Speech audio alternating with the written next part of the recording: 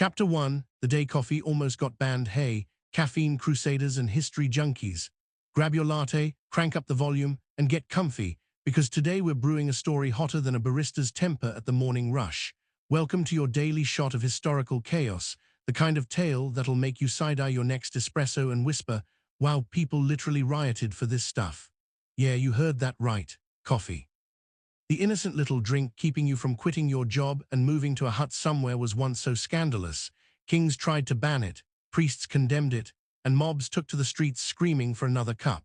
So before you sip, hit that like button, sub if you're addicted to curiosity, and tell me down below how many cups deep are you already today. Because by the end of this episode, you'll swear your cappuccino has a body count. Let's ask the big questions. What makes a humble bean powerful enough to terrify monarchs?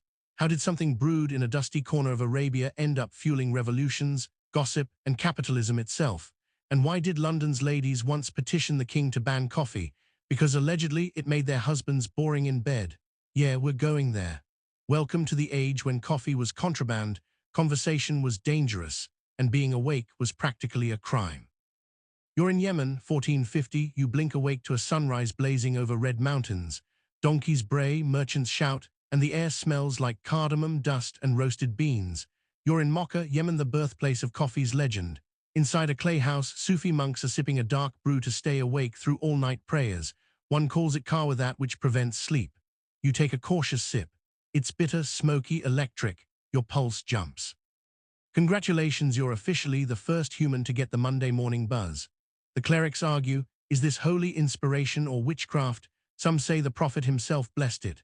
Others call it Satan's soup, but the scent spreads through the bazaars like gossip. Pilgrims carry beans home, traders fill ships, and the addiction begins.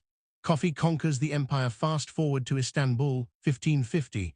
You're pushing through a bazaar alive with brass pots and bargaining voices. The smell of roasting coffee wraps around you like a spell. Inside a cave cane, men sit cross-legged, arguing poetry, politics, and price of figs. There's music, laughter, and a risky level of free speech. One guy quotes a satirical poem about the Sultan. Everyone laughs quietly. The Ottoman authorities hate it. Coffee houses make citizens talk too much, think too freely. So of course they do the sensible thing, ban it. Sultan Murad IV declares coffee a threat to public order. First offense, beating. Second offense, execution. Guards patrol for the smell of roasting beans. And yet every night cups still clink behind shuttered doors. The rebels whisper verses and pass the pot. The empire's hooked. You can outlaw beans, but you can't outlaw wakefulness. Europe gets a whiff. Cut to Venice, 1615. A merchant docks with sacks of strange brown seeds and a story about the devil's drink from the east. Priests panic. It's Muslim magic, they cry. The Pope tastes it and loves it. This Satan's brew is so delicious, he says, we should baptize it. Boom. Coffee gets its Christian passport. Within decades, it's pouring through Paris, Amsterdam, Vienna, and finally lands in a foggy, booze-soaked island called England. London, 1652, the first coffee shop chaos. Welcome to St. Michael's Alley. The air smells like coal smoke and ambition. A Greek entrepreneur named Pasqua Rissé opens London's first coffee stall. Advertising prevents drowsiness, quickens the spirits, and cures drunkenness. Imagine being a 17th-century Londoner used to drinking beer for breakfast because water could kill you, then someone hands you a cup of pure alertness. It's like discovering Wi-Fi in a world of pigeons. Within a decade, London's flooded with penny universities. For 1 penny, you buy a cup and access to the smartest room in town. Poets debate with sailors, scientists argue with merchants, gossip flows faster than the Thames. Each cafe develops a personality. Lloyd's Coffee House becomes Lloyd's of London Insurance. Jonathan's birthplace of the stock exchange.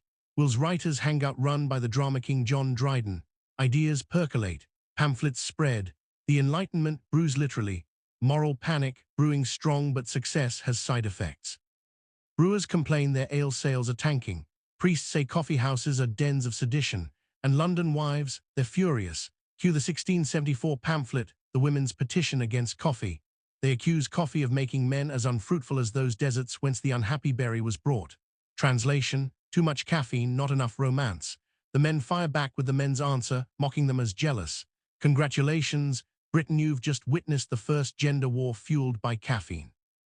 The king loses sleep. Enter King Charles II, 1675. He's terrified of gossip. Every rumor about his mistresses, taxes, or terrible wigs starts in a coffee house. So he signs a royal proclamation banning them all. Instant chaos. Merchants riot, writers protest. People chant, "No coffee, no king," which, honestly, is still a great slogan for a Monday. 11 days later, Charles caves, the ban's repealed, the people win, and coffee becomes unstoppable. By the 1700s, every empire, colony, and pirate ship is running on beans. London's wired, Paris is buzzing, and the world's officially addicted. Modern reflection, so next time you line up half asleep at your local cafe, remember, you're part of a centuries-old rebellion. Every sip you take is basically a political act. You're drinking what kings feared, priests cursed, and poets worshipped. Coffee didn't just wake people up, it woke up society. Penny universities and revolutionary buzz. Hey, jittery geniuses and bean believers.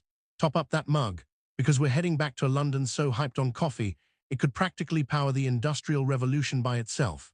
Forget universities with stone courtyards and tuition fees. You could buy a seat at history's smartest table for a single copper penny. Welcome to the Penny University, baby, where caffeine met chaos and ideas started breeding faster than rabbits in spring. Welcome to the Buzz District. It's 1680. London's streets smell like horse manure, sea salt, and freshly ground beans. You're ducking into a narrow alley off Fleet Street, dodging chamber pots raining down from upstairs windows. Ahead, a swinging wooden sign creaks, "Coffee served here." You push the door open. Wham, the scent hits you, roasted beans, damp wool, and ambition. The room's a riot of chatter. Wig-wearing merchants swap shipping gossip. A scholar's muttering about astronomy. A satirist's reading something so spicy half the crowd's choking on laughter. This isn't just caffeine, it's communication on steroids. In an age before TikTok, this is where news breaks, rumors mutate, and revolutions start brewing. The one-penny ticket to enlightenment, the genius of it all. Entry costs a single penny. That coin buys you a cup and a front-row seat to the world's first open-source think tank. People start calling these places penny universities because you can learn more here in an hour than in a month of sermons. You slide into a bench beside a printer arguing about censorship. Across the room, a guy sketches naval routes on a napkin, future Lloyd's insurance data. The air's thick with smoke and ideas. Someone shouts, "Did you hear Newton's new theory?" And within minutes half the city knows about gravity. It's like Reddit, if Reddit smelled like pipe tobacco and body odor. How coffee changed the code of conversation. See, before coffee, mornings were liquid bread. Beer for breakfast, ale for lunch, everyone's half sloshed, half asleep. Coffee flips the code, suddenly being sober and alert is cool. The drink doesn't just wake you, it rewires the culture. People start listening to each other instead of yelling. The word news itself becomes currency. The first newspapers, born in coffee houses, copied by hand, read aloud to whoever's sober enough to follow. In a single generation, London goes from hangover capital to information capital. Espresso shot of equality. Here's what freaks the elites out. Inside a coffee house, everyone's technically equal. A dockworker can debate a duke if he's got a good argument and a steady hand. It's the great caffeine leveler. You're sitting at Lloyd's coffee house. A captain's bragging about his next voyage. A broker scribbles insurance terms on parchment. Boom, global finance is born over a few cups of dark roast. At Jonathan's, traders yell prices until the room sounds like a stock market mosh pit. That's the London Stock Exchange in beta mode. Over at Will's, poets duel with words, not swords. Dryden drops a couplet so sharp someone actually claps mid-sip. Coffee houses become offices without bosses. LinkedIn meets pub meets parliament. Royal headaches and spy games, of course. When everyone's talking freely, governments panic. King Charles' II's spies lurk in corners, pretending to read. Clerks leak secrets faster than espresso through a filter. Every rumor wars, taxes, affairs starts here. You'd think the king would just join them and listen.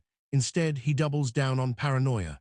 By the time he tries banning coffee houses again, Londoners are too caffeinated to care. They threaten to riot if deprived of their brew. The Crown blinks first. The message is clear. Control the coffee, control the conversation.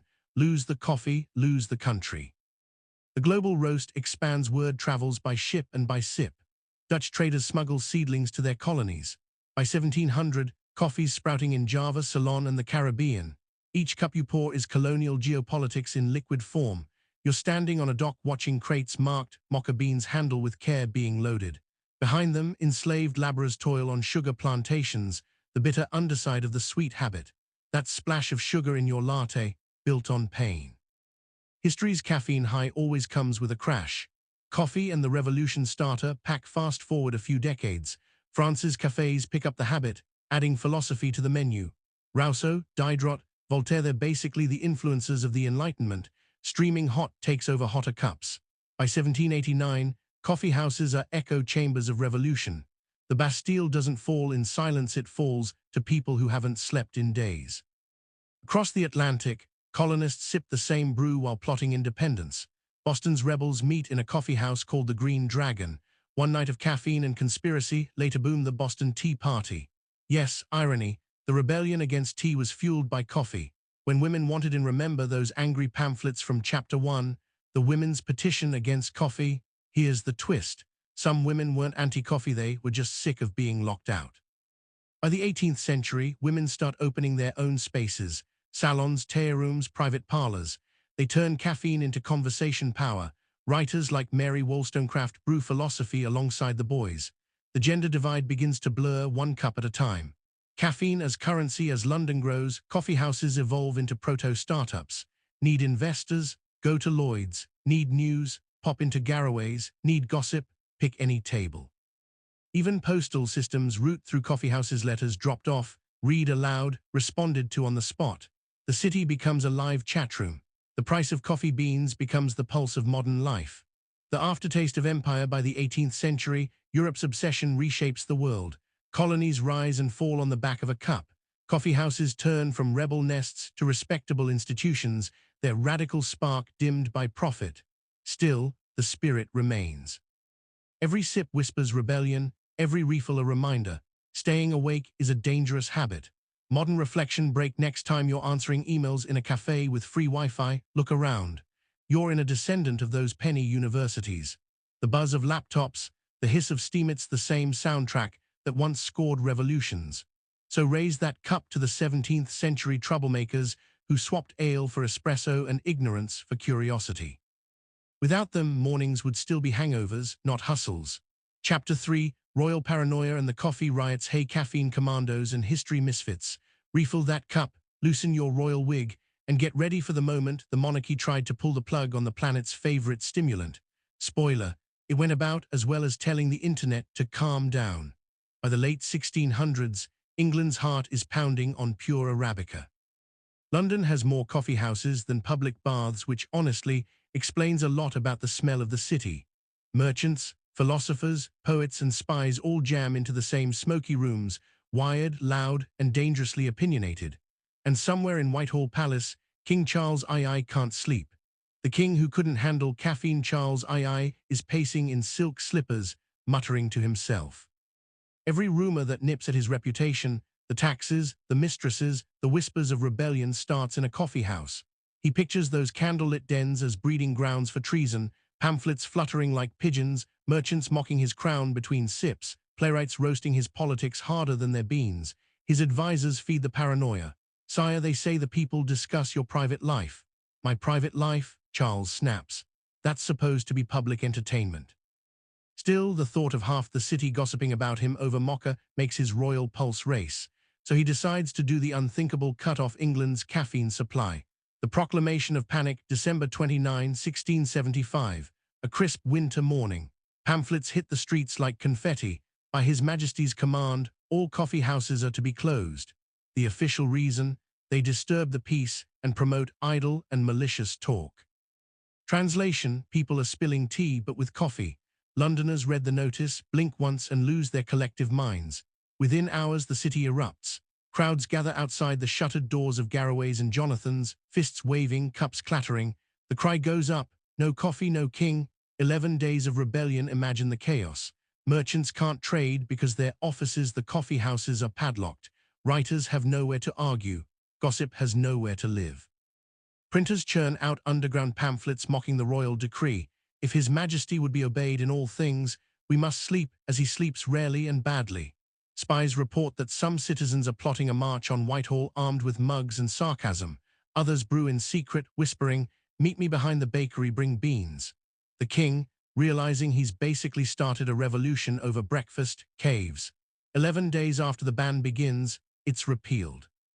Congratulations, You've just witnessed the shortest, funniest, and most caffeinated rebellion in British history. Coffee versus Crown 2, but monarchs never learn. Across Europe, rulers keep trying to put the lid back on the pot. Prussia, 1777, Frederick the Great bans coffee because he thinks beer is more patriotic. He even hires coffee smellers to sniff out illegal roasts. Imagine being busted for contraband lattes.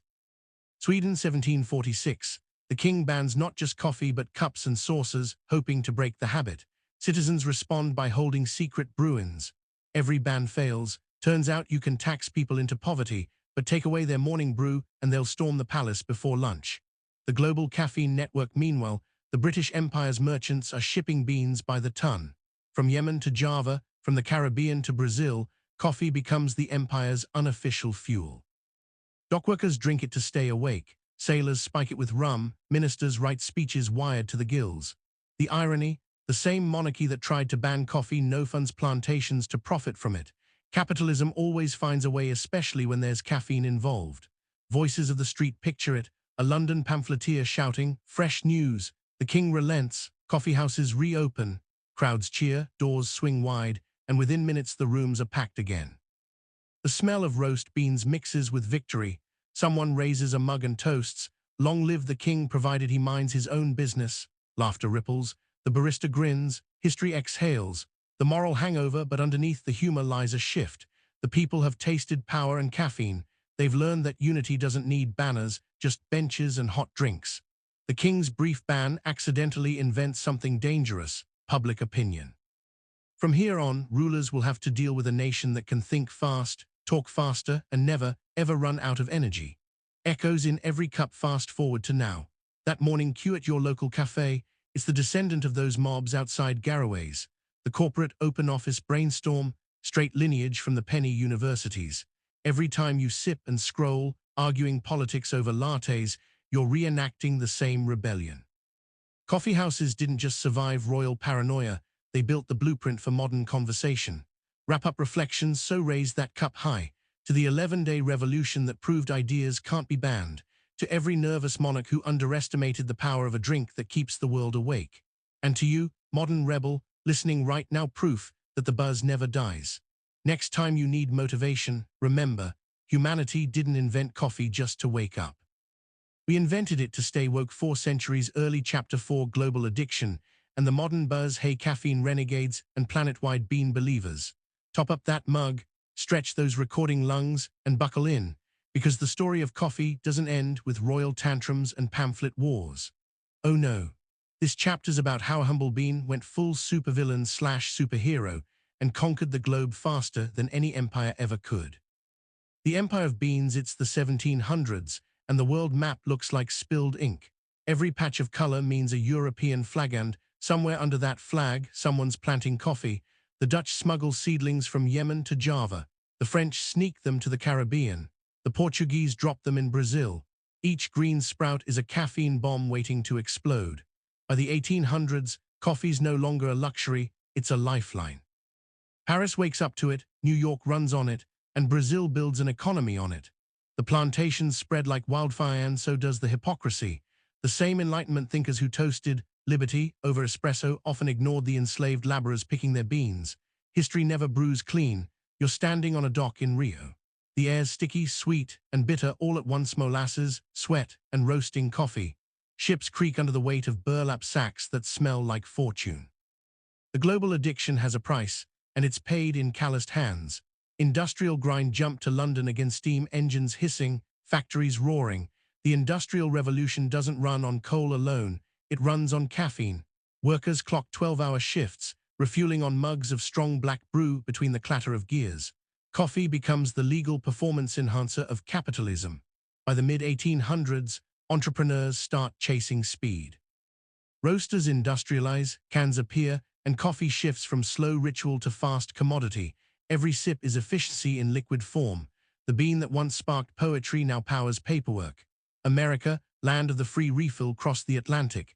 It's 1901 in Chicago. A chemist named Satoru Kato unveils a miracle: instant coffee. Soldiers in both world wars guzzle it by the tin. Cup O' Joe becomes standard issue. By the 1950s, the suburbs smell like percolators and optimism. Coffee adds promise, comfort, productivity, even better marriages, because apparently caffeine can fix communication issues. Then comes 1971, Seattle. A tiny shop called Starbucks opens, serving beans instead of gossip. 20 years later, it's a global empire. Coffee morphs again, from morning fuel to lifestyle accessory. Lattes, fraps, macchiatos, names longer than some royal titles. Beans, borders and billionaires, now coffee's bigger than oil in sheer daily transactions. Whole economies rise and fall on bean prices. Ethiopian farmers fight for fair trade. Colombian growers brand their beans like pop stars, and hipster baristas in Brooklyn treat latte art like religion. Meanwhile, your favorite app delivers espresso to your door in 10 minutes, brewed by a robot. The world's addicted, and nobody's even pretending otherwise. The science of the buzz, here's the kicker. All this chaos, all this empire building, all this art and revolution, it comes down to a single molecule, C8H10N4O2, caffeine. It blocks the chemical in your brain that says you're tired, so your neurons throw a rave instead. That jolt of focus that helped Newton, Voltaire, or you survive Monday morning, same chain reaction. We've just dressed it up with Wi-Fi and oat milk.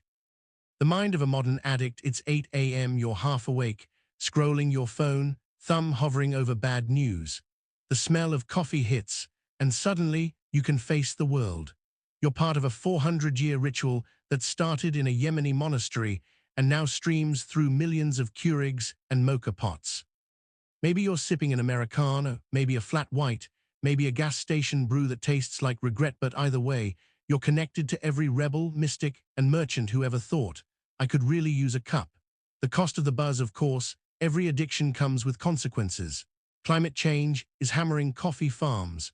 Rising temps push the bean higher into the mountains.